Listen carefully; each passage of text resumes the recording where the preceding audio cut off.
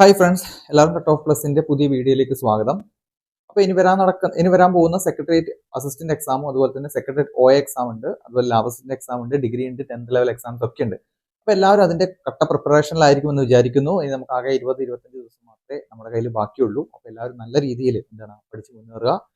കൃത്യമായി time table വെച്ച് PYQ questions ഒക്കെ സോൾവ് ചെയ്തുകൊണ്ട് തന്നെ മുന്നേറാൻ ശ്രമിക്കുക. അപ്പോൾ അതിനിടയിൽ ഇനി ആകെ 20-25 ദിവസമേ ഉള്ളൂ. അപ്പോൾ ലാസ്റ്റ് സ്റ്റേജ് ഓവർ ആവാനുള്ളവർക്ക് ഒരു ടെൻഷൻ ഉണ്ടാവും. ചിലപ്പോൾ അവസാനത്തെ എക്സാമാണ് എഴുതാൻ പോകുന്നത്, എങ്ങനെ ഇതും കൂടി ഇല്ലെങ്കിൽ അവസ്ഥ എന്ത്. അതുപോലെ തന്നെ ബിഗിനർ ആയുള്ളവർക്ക് മറ്റു ടെൻഷൻ, ആദ്യത്തെ എക്സാമാണ്, എങ്ങനെ ഇത് ക്രാക്ക് ചെയ്യാൻ പറ്റും തുടങ്ങിയ ടെൻഷൻ.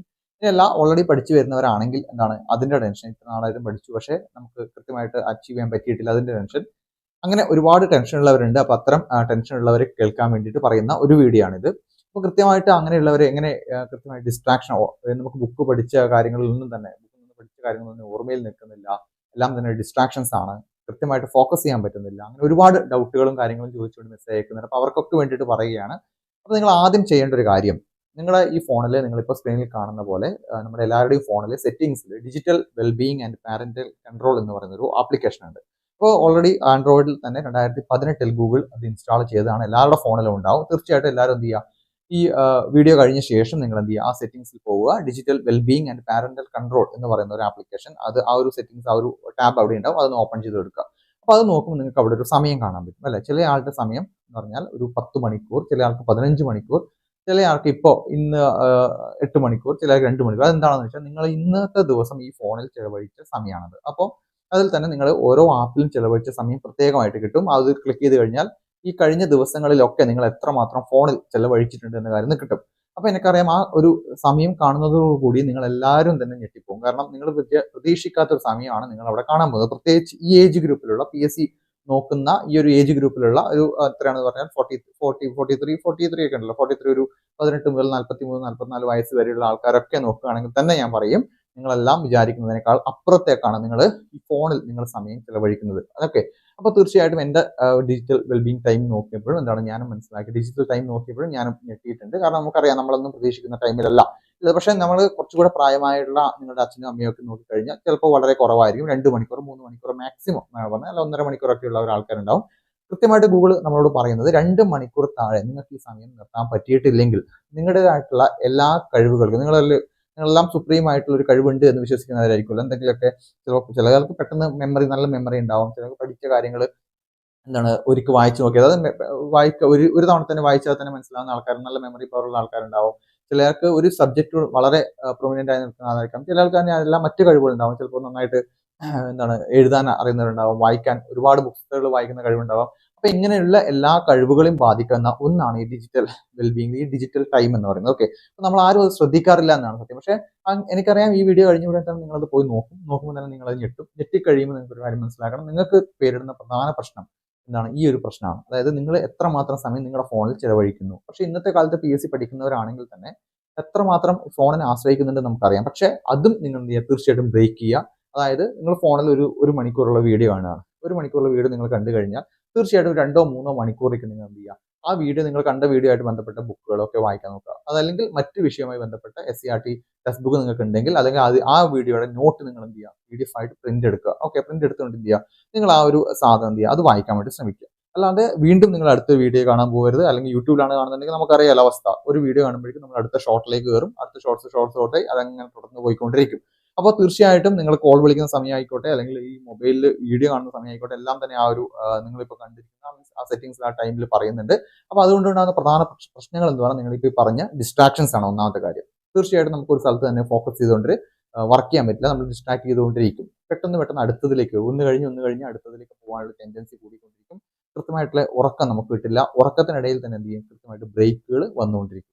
അപ്പോൾ അതുകൊണ്ട് തന്നെ ഫുള്ള് ഇനി അല്ല കൂടുതലായിട്ട് യൂസ് ചെയ്യുന്ന ഒരു 15-16 മണിക്കൂറൊക്കെ യൂസ് ചെയ്യുന്നവരാണെങ്കിൽ, തീർച്ചയായിട്ടും ഒരു കണ്ടിന്യൂസ് ഒരാഴ്ചത്തെ ഒരു 15-16 മണിക്കൂറൊക്കെ യൂസ് ചെയ്യുന്നവരാണെങ്കിൽ തീർച്ചയായിട്ടും നിങ്ങളുടെ BP ഇൻക്രീസ്ഡ് ആയിട്ടുണ്ടാവും, നിങ്ങളുടെ ഹേർട്ട് ബീറ്റ് ഇൻക്രീസ് ആയിട്ടുണ്ടാവും, നിങ്ങൾ ഫിസിക്കലി മെന്റലി എന്തായി ഒരു അഡിക്റ്റഡ് ആയ അവസ്ഥയിലേക്ക് എത്തിയിട്ടുണ്ടാവും. അപ്പോൾ ഇത്രയും പ്രശ്നങ്ങളുണ്ട്. അതുകൊണ്ടാണ് നിങ്ങൾക്ക് ഇത്തരം ഒന്നാമത് എക്സാം, അല്ലെങ്കിൽ നിങ്ങളൊരു കാര്യം ഫോക്കസ് ചെയ്തുകൊണ്ട് ഇറങ്ങാൻ അതിനുവേണ്ടി ശ്രമിക്കുന്ന സമയത്ത് എന്ത് ചെയ്യുക, മാക്സിമം എന്ത് ചെയ്യുക, ഇതിന്റെ ഉപയോഗം കുറച്ച് വെക്കുക, ഫോണിന്റെ ഉപയോഗം കുറച്ച് വെക്കുക. അപ്പം അതുപോലെ തന്നെ നമുക്കറിയാം ഫോൺ നമ്മൾ യൂസ് ചെയ്യുന്ന സമയത്തിനേക്കാൾ മീൻസ് അല്ലെങ്കിൽ അതിനോട് അടുപ്പിച്ച് തന്നെ ചിലപ്പോൾ നമ്മൾ ചില ആൾക്കാർ ലാപ്പ് യൂസ് ചെയ്യുന്നുണ്ടാവും. ഇനി അതല്ല ഓഫീസിൽ ജോലിക്കൊക്കെ പോകുന്നവരാണെങ്കിൽ അവിടെ 8 മണിക്കൂർ 7 മണിക്കൂർ സിസ്റ്റത്തിന് മുന്നിൽ ഇരുന്ന് കൊണ്ട് തിരിച്ചു വന്നുകൊണ്ട് ഫോൺ യൂസ് ചെയ്യുന്നവരുണ്ടാവും. അപ്പോൾ അതും എന്താണ് കൃത്യമായിട്ടുള്ള പ്രശ്നം തന്നെയാണെന്ന് മനസ്സിലാക്കുക. അപ്പോൾ ഇതെങ്ങനെ കുറച്ചു കൊണ്ടുവരാം? ഒറ്റയടിക്ക് നിങ്ങൾക്ക് 10 മണിക്കൂറിൽ നിന്ന് 1 മണിക്കൂറിലേക്കോ 2 മണിക്കൂറിലേക്കോ ഇത് എന്ത് ചെയ്യാൻ പറ്റില്ല, ഒരിക്കലും കുറക്കാൻ പറ്റില്ല എന്ന കാര്യം ആദ്യം മനസ്സിലാക്കുക. ഇത് ഒരു അഡിക്ഷൻ ആണ്. അതായത് നമ്മൾ സ്മോക്കിംഗ് പോലെ ഡ്രിങ്കിങ് പോലെയൊക്കെയുള്ള ഒരു അഡിക്ഷൻ തന്നെയാണ് എന്ത്, ഡിജിറ്റൽ അഡിക്ഷൻ. നമ്മളെല്ലാം തന്നെ എന്ത് ചെയ്തു, അറിയാതെ എന്ത് ചെയ്തു, അത് അഡിക്റ്റഡ് ആയി പോയി എന്ന കാര്യം മനസ്സിലാക്കുക. അത് നമ്മളെ സമ്മതിക്കുക. പിന്നെ എന്ത് ചെയ്യുക, 10 മണിക്കൂറാണ് നിങ്ങൾ ഒരു ദിവസം കണ്ടിന്യൂസ് ആയിട്ട് 10 മണിക്കൂർ യൂസ് ചെയ്ത് വരുന്നുണ്ടെങ്കിൽ തീർച്ചയായിട്ടും എന്ത് ചെയ്യുക, അടുത്ത ദിവസം 9.5 മണിക്കൂറാക്കാൻ ശ്രമിക്കുക. അതിനപ്പുറത്തെ ദിവസം 9 മണിക്കൂറാക്കാൻ ശ്രമിക്കുക. പിന്നെ 8:30 നോക്കുക, 8 നോക്കുക, 7, അങ്ങനെ കണ്ടിന്യൂസ് ആയി സ്റ്റെപ്പ് ബൈ സ്റ്റെപ്പ് ആയിട്ട് മാത്രമേ നമുക്ക് എന്ത് ചെയ്യാൻ പറ്റുള്ളൂ, ഇത് കണ്ടിന്യൂ ചെയ്യാൻ പറ്റുള്ളൂ, കൺട്രോൾ ചെയ്യാൻ പറ്റുള്ളൂ. ഓക്കെ, അപ്പൊ അതിനു മുമ്പ് ഒരു കാര്യം ചെയ്യാം, നിങ്ങൾ ഇപ്പൊ തന്നെ എന്ത് ചെയ്യുക, നിങ്ങളുടെ ഈ ഒരു ഡിജിറ്റൽ ടൈം എത്രയാണെന്ന് കമന്റ് ചെയ്ത് വെച്ചേക്കുക. ഇത് കൃത്യമായിട്ട് ഒരാഴ്ച കഴിഞ്ഞ ശേഷം എന്ത് ചെയ്യുക, അത് വീണ്ടും എന്ത് ചെയ്യുക, അതേ കമന്റ് തന്നെ എഡിറ്റ് ചെയ്തുകൊണ്ട് അടുത്ത നിങ്ങൾ ഒരാഴ്ച കൺട്രോൾ ചെയ്തുകൊണ്ട് എത്രയാണ് നിങ്ങൾക്ക് വന്നിരിക്കുന്നത് അതും കൂടി എന്ത് ചെയ്യുക, തീർച്ചയായിട്ടും ആഡ് ചെയ്യുക. അപ്പൊ നിങ്ങൾക്ക് ഏകദേശ ധാരണ കിട്ടും, നിങ്ങൾക്ക് കൺട്രോൾ ചെയ്യാൻ പറ്റുന്നുണ്ടോ ഇല്ലയോ എന്ന ധാരണ കിട്ടും. തീർച്ചയായിട്ടും ആദ്യത്തെ തവണ കമന്റ് ചെയ്യുമ്പോൾ എനിക്കറിയാം നമ്മളെല്ലാവരും ഞെട്ടും. 13, 14, 15, 16 മണിക്കൂറുള്ള ആൾക്കാർ തീർച്ചയായും കമന്റ് ബോക്സിൽ ഉണ്ടാവും. ഓക്കെ, വളരെ ചുരുങ്ങിയ ഡിജിറ്റൽ ടൈമിലേക്ക് വരുന്ന ഈ പ്രായത്തിലുള്ള ആൾക്കാർ വളരെ കുറവായിരിക്കും എന്ന് തന്നെയാണ് സത്യം. അപ്പോൾ അങ്ങനെ ചെയ്യുക. 2, സോഷ്യൽ ഇന്ററാക്ഷൻസ് കൂടുക.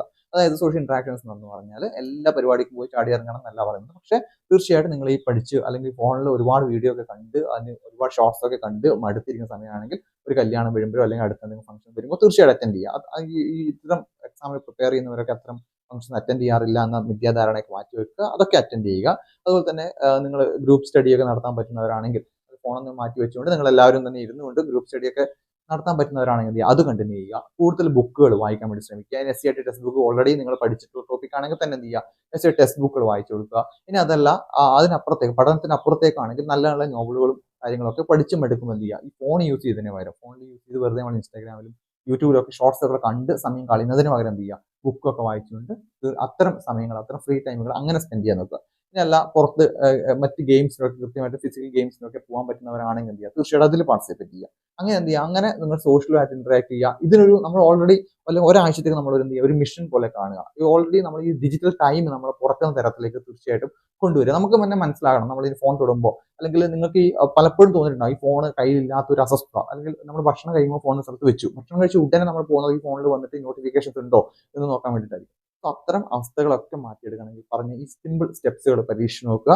ഞാൻ പറഞ്ഞ കാര്യങ്ങൾ, അതായത് നിങ്ങൾ ഇപ്പോൾ നോക്കിയിട്ട് എത്രയാണ് നിങ്ങളുടെ സ്ക്രീൻ ടൈം എന്ന് നിങ്ങൾ താഴെ കമന്റ് ചെയ്യുക. ഒരാഴ്ച ഈ സ്റ്റെപ്സുകൾ ഫോക്കസ് ചെയ്തുകൊണ്ട് എന്ത് ചെയ്യുക, അതിന്റെ വേണ്ട കാര്യങ്ങൾ കമന്റ് ചെയ്യുക. അപ്പോൾ ഇതിന്റെ കൂടുതൽ ആർട്ടിക്കിൾ, നല്ലൊരു ആർട്ടിക്കിൾ കിട്ടിക്കഴിഞ്ഞാൽ നമുക്ക് ടെലിഗ്രാം ചാനൽ ഷെയർ ചെയ്ത് തരാം. ടെലിഗ്രാം ചാനൽ ജോയിൻ ചെയ്യാത്ത ടെലിഗ്രാം ചാനൽ ജോയിൻ ചെയ്യുക. അങ്ങനെ നിങ്ങളുടെ കോൺസെൻട്രേഷൻ തിരികെ എത്തിക്കുക, ഫോക്കസ് ചെയ്യുക, നന്നായിട്ട് പഠിക്കുക. എല്ലാവർക്കും പെട്ടെന്ന് ജോലി കിട്ടട്ടെ. Thank you.